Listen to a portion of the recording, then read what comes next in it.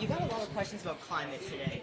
Yes. To ask you, you mentioned that you think the climate agenda or bad climate policies are harming more people than climate change itself. Killing more people even, yes. Killing more people. Can you tell me a little bit about what some of those policies are and how you would kind of Yeah. involve in that? So I think it's the anti-carbon agenda that stops us from producing fossil fuels in the United States. It is the policies that stop us from fracking for natural gas in the United States. And that is contributing to higher energy costs. It's contributing to higher costs across the board. It's also contributing to a problem of energy deficiencies in parts of the world where people are dying from lack of access to abundant energy. So what I would do is get the regulations and the permitting process fixed in the Department of Interior, get any of those cumbersome regulations out of the way. A lot of them are unconstitutional, including at the EPA today, to be able to take what God has endowed the United States with, a lot of oil and natural gas, get it out of the ground, sell it, make energy more plentifully abundant and available, and also, as a side note, embrace nuclear energy, which I do think it is a bit of a mystery that many of the climate alarmists are also the biggest opponents of nuclear energy. I think it calls out the ultimate hypocrisy that the climate agenda has nothing to do with the climate. It has to do with global equity, specifically letting China catch up. Once you see that for what it is, it's hard to unsee it. And that allows us to say that, you know what, the reason they're against nuclear energy is because it might be too good at solving the problem. Because then what's going to be the next excuse for China to be able to catch up to the U.S.? So once you see it that way, you realize that embracing American energy in all of its forms is actually the path forward to prosperity and American flourishing and human flourishing, not worshiping this capital C new cult of climate. And you said all forms, so you would also, continue effort to wind, solar. Not with subsidies. I don't think the government should be subsidizing it, but if there are market-based approaches that prove that wind and solar can stand on their own 2 feet, I have no objection to that. All of the above is good, but I do not believe the government tilting the scales with picking favorites, as I think is they're doing with wind and solar today. Thank you. Yeah, I want to ask you about the Proud Boys sentencing really quickly, but first, Nikki Haley earlier this week said that Mitch McConnell should step down and call the Senate the saddest nursing home in the country. I'm paraphrasing her a little bit. I asked you yesterday about the situation. You said you didn't want to address it. Well, it was in real time. We didn't have all the facts. And since then, he's been given a clean bill of health and is planning to return to the Senate. I wonder if he could give you another chance to address the situation. I think it'd be most prudent if he stepped aside. I think that'd be the most prudent decision for him to make. And I think that it is time for also to use that as a chance to put somebody in that seat who's going to stand for unapologetic America First principles. Not reciting slogans memorized in 1980, but actually acknowledging what it means to be proud of this nation, standing on our own 2 feet as the United States, advancing our interests both at home and through our foreign policy. And so I would be more ambitious in not just saying it has to be someone of a different generation. That's superficial identity politics if we just stop there. I think that we need somebody who also moves the GOP forward.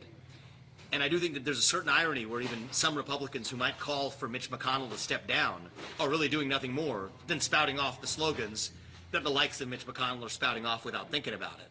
And I think that we need to move beyond the neoconservative establishment to think of actually how we put America First principles into action. So I'm a little bit more ambitious when I think about how we're going to fill that seat. It's not just that someone vaguely of a different generation or a different identity politic checking that box. No.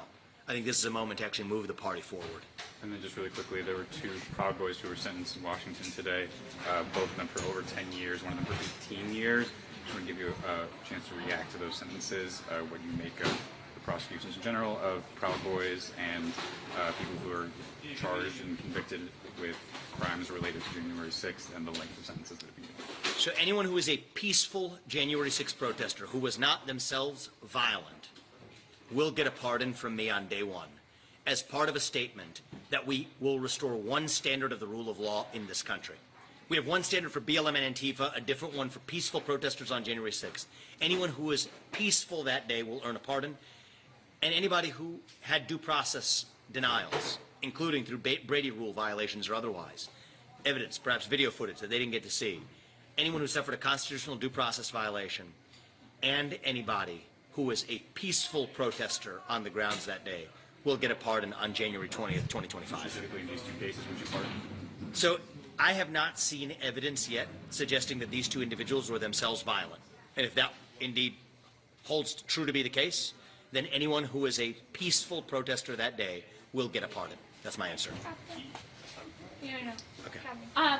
Two quick questions for you. One, you speak about putting the military on the southern border. I believe you spoke about the northern border yesterday. Can you just Yes. expand on plans for that? So it is a prediction of where I think we will see some of the problems of the southern border move to. And so I am prepared to use the military to seal not just the southern border, but the northern border too.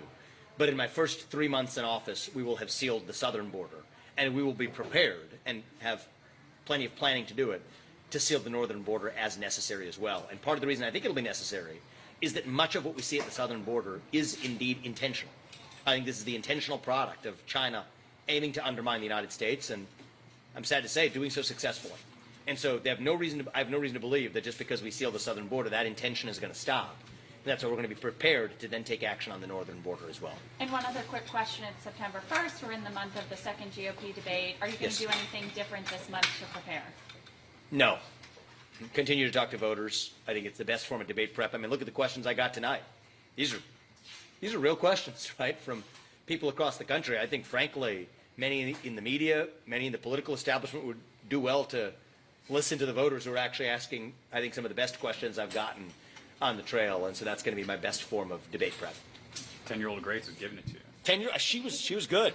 Yeah, probably one of my best debate preppers was a 10-year-old girl today. So. She was AI in Portsmouth. She was what? She asked you about AI. She was the AI question in Portsmouth in that gym or in the big forum.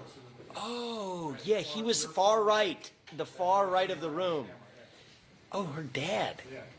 Oh, that okay. So he was a Trump supporter. We converted. I remember him. Oh, that's good. That's good. She was an impressive young woman. I have a question for you. Yeah. Okay. Good. Are we all set here? They're good. Okay. There's, Good. there's- Y'all good? All right, you go ahead. All right. So the thing I'm most concerned about is when I pull out my silver certificate. Oh no, federal. Oh no, there's the silver certificate. This is what I'm worried about. The dollar. Mm-hmm. CBDC, central bank digital currency, BRICS, The Fed Now program. all of this stuff happening. I don't want anything happening with the South African rand. I don't want the word rand used to talk about the U.S. dollar unless it's by the soon-to-be senior senator from Kentucky. I like that. I like that. I love that guy. Yeah. So good. what are you going to do as president to protect the dollar as it comes to oil trade, as it comes to natural gas, as it comes to everything as the world currency? This is going to go, the silver certificate is gone. It says on here, $1 in silver payable to the bearer on demand. Well, I think that we should actually restore the actual real value of the dollar. I favor pegging it to commodity value. We could debate which basket, gold, silver, nickel, but I think a basket of commodities, pegging the dollar, effectively the logic behind going to the gold standard, that's something I embrace. I think that actually ties the hand of the government in a way that's actually good at a moment when the dollar is otherwise at risk of losing its status as the reserve currency of the world, as you're seeing alternatives like the BRICS alliance potentially forming a currency that's backed by gold. Look at economic growth. GDP growth in this country was actually much better before we went off the gold standard pre-1971. And so I think that moving back to a gold or gold-like standard through a basket of commodities is the right direction to go. I know that bucks the establishment orthodoxy today. I think it's part of my pro-growth agenda. So we're on the same page. CBDCs, my short answer to that is absolutely not. Put the kibosh on it instantly, and I know I can do that in my first month in office. The Fed Now program and anything related to the digitization of the dollar, forget about it. We will not create the vector for a social credit system in this country. If it lasts as long as the election. Yeah, I think in this particular case, it's going to take them a lot longer to get there than between now and January 2025. So in this case, I'm optimistic I'll be able to get that done. Shame on that